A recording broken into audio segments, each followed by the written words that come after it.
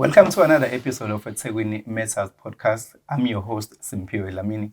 Today we unpack details of the impending water curtailment program, which will be effective from Thursday, the 10th of October. And in studio today, we are joined by Jabulani Mayise, the acting deputy head of Water and Sanitation Unit. Mr. Mayise, welcome to the show. Thank you for having me, Mr. Dlamini. Thank you, sir. Since the announcement that was made by the mayor last week in a media briefing, there's been a lot of panic and concern from the members of the public. Maybe in layman's term, can you please break it down for us? What does this water curtailment program entail?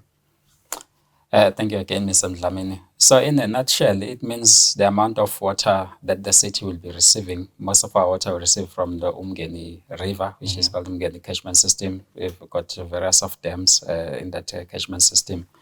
So basically, the amount of raw water that's coming into the city will be reduced by a percentage, 8.4%. However, we are trying to minimize the impact on the consumer. Hence, the initiatives mostly are touching on infrastructure. So on the consumer side, we're just asking the consumers to reduce their consumption in line with the world standards. Okay, by reducing the water consumption, what do you mean exactly? There's quite a number of initiatives depending on where you are.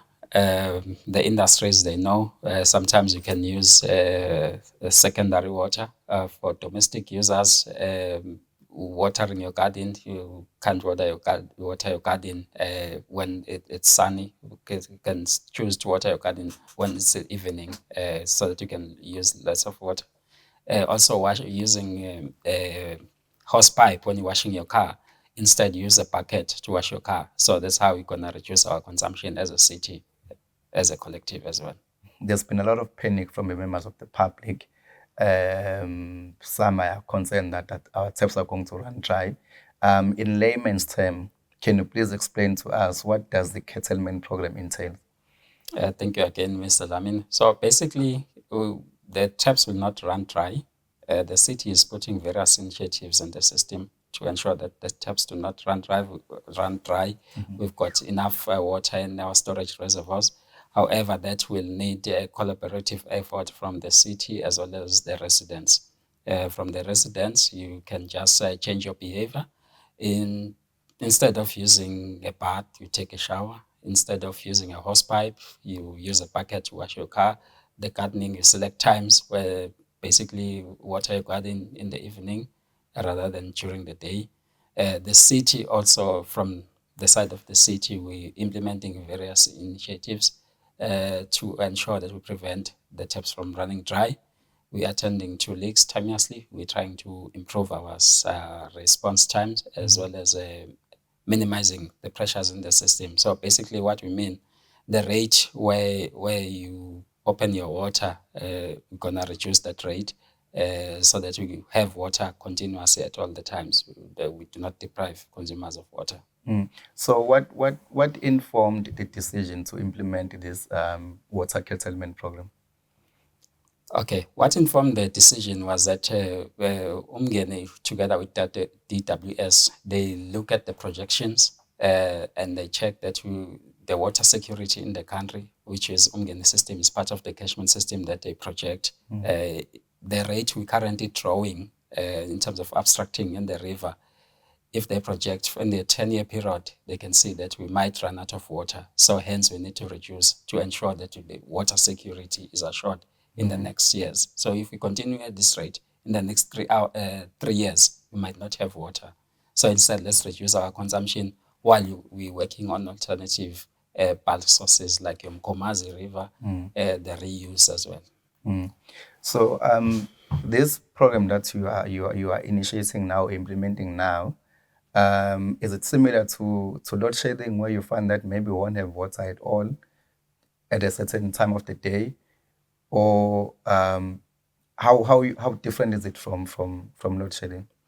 Yes, water is different with electricity in that with electricity it's easy by pressing a button and then you can cut another area and keep the other area alive. With water, it's very difficult to manage that. That's why we're trying to avoid reaching the stage where we have to implement water rationing. So the city will not be implementing water rationing at all. However, working on the water reduction measures to ensure that everyone has got water throughout the day, because having this water rationing is also detrimental to our infrastructure. So that's why we're trying to prevent it. So you are mentioning the fact that this is not water rationing, but water reduction in terms of consuming water.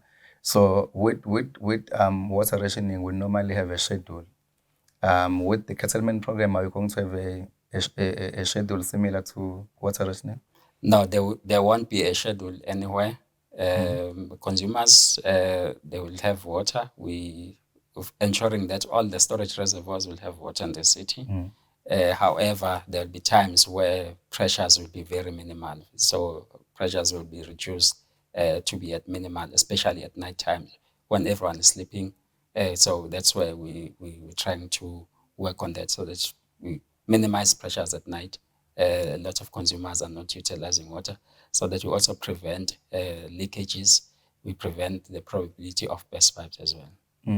So I think this is going to affect us as residents, but does the same applies to the big businesses as well, like Toyota and Mondi, that are in around the city that are dependent on water to push their production? Okay, so what we've done as a city, we've identified strategic reservoirs, those that are supplying the industrial areas, so that also we prevent the loss of job opportunities. So the first priority is to keep the industries and the businesses operational at all times. So those reservoirs have been given priority, that they need production, they need water for their production. So you can mention your clover. So we identify those businesses, those reservoirs will be prioritized so that we ensure they've got enough water at all times. So you mentioned that this program is going to commence on the 10th of October. So for how long is this program? So the aim is to remember that 8.4%, it will be difficult to achieve it within a month. So the Department of Water and Sanitation has given us 12 months. So we'll be having a gradual reduction for a period of 12 months once we reach that abstraction license, the limit, and then it will stay constant until we receive additional alternative bulk sources, which is the earliest is the Lower Mkomazi, which is coming online in 2027. So that will give the city additional water. So this then tells us that there's a huge water demand in eThekwini. Why is that? Well, one of the major issues, contributing factors, is that a lot of people are migrating to the city for job opportunities, because there's quite economic development in the city. As you can see, there's growth. So everyone from all adjacent towns, even other provinces, they're moving to the cities for better business opportunities. And people, obviously, they tend to settle down when you've obtained a job and then settle down in the city. Well, Ms. Mayise, thank you so much for coming through. Thank you so much again, Mr. Lam. Well, that's all we had for you on today's episode of eThekwini Matters podcast. Don't forget to like, subscribe, and follow us on all our social media platforms. Have a good evening.